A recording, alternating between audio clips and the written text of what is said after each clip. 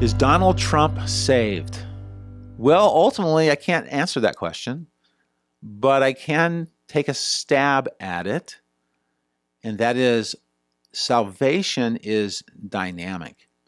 Salvation is something that God does, He initiates it, and He changes our hearts.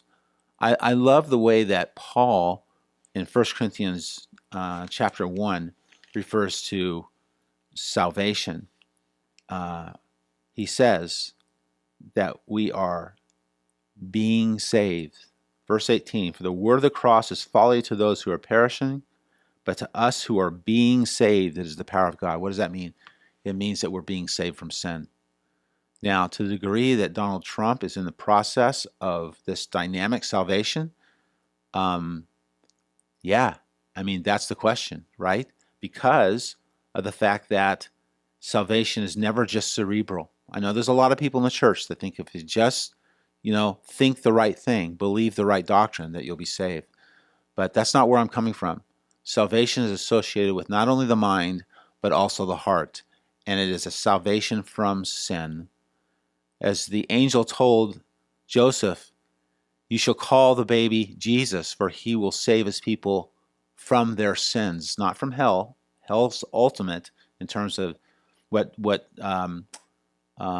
sin brings hell as the ultimate destination, this kind of thing.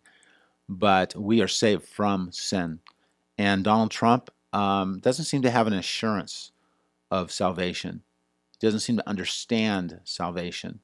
It's not for me to say. It's not for you to say. It's not for any of us to say. But I don't think that he understands the doctrine of salvation. Salvation that comes to our hearts as well as our minds. Not just believing certain things, a certain doctrine.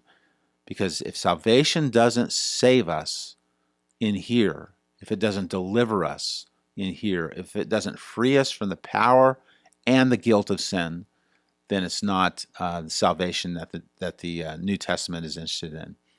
It's a false salvation. So Donald Trump, I don't know. Hopefully he's saved. Let's pray for our president.